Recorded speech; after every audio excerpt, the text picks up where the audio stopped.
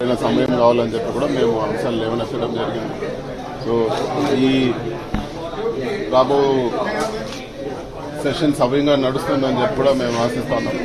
ఖచ్చితంగా ఈ విషయాలన్నీ కూడా రాష్ట్ర ప్రజల తరఫున మేము పార్లమెంట్ ఇవన్నీ కూడా లేవనెత్తానని చెప్పి తెలియజేస్తాం. ఇదివరకే మేము మహిళా రిజర్వేషన్ బిల్లుకు మేము సపోర్ట్ చేయడం జరిగింది.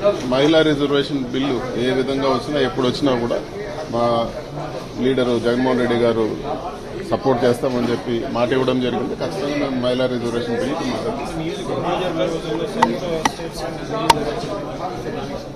సో సౌత్ స్టేట్స్ కి అన్యాయం జరిగే విధంగా అయితే ప్రపోజ్ చేయలేదు. ప్రపోర్షనేట్ గా 50% సీట్స్ పెంచుతామని చెప్పి మాకు ప్రామిస్ చేయడం జరిగింది. కాబట్టి అదేవిధంగా అయితే అక్కడ కూడా నష్టం జరిగే పరిస్థితులు ఉన్నామని చెప్పి కూడా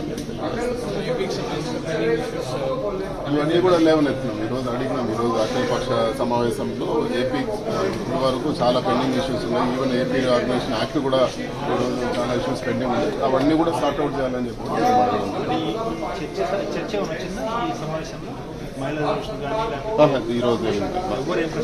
ఈరోజు మహిళా రిజర్వేషన్ బిల్ అయితే ప్రస్తుతానికి అయితే లిస్ట్ లో లేదు.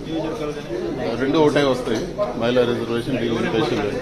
ఈరోజు ఇప్పుడైతే ఈరోజు పెట్టిన లిస్ట్ లో అయితే లేదు. బట్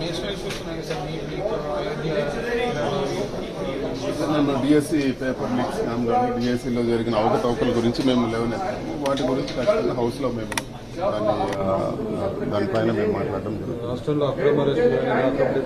లా అండ్ ఆర్డర్ అయితే పూర్తిగా విఫలమైంది. ఈ రోజు లా అండ్ ఆర్డర్ సిచ్యువేషన్ చాలా బ్యాడ్ గా ఉందని కూడా చెప్పాము. గత 4 వారాల్లో 4 లాకప్ డెత్లు జరిగాయి. మరీ దారుణంగా పాపం చనిపోయిన బాధితులు వాళ్ళందరూ కూడా వీడియోలు రికార్డ్ చేసి పెట్టడం జరిగింది. వీటన్నిటి గురించి కూడా మేము మాట్లాడాము.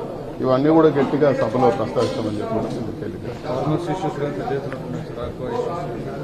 ఈరోజు సుబ్బారెడ్డి గారు మాట్లాడడం జరిగింది. ఈరోజు పొగాకు రైతులు కానీ అదేవిధంగా ఆక్వా ఫార్మర్స్ గురించి కానీ మిగతా రైతాంగం అంతా కూడా పూర్తిగా అగ్రేరియన్ క్రైసిస్ జరుగుతోందని చెప్పి కూడా మేము ఈరోజు మాట్లాడడం జరిగింది.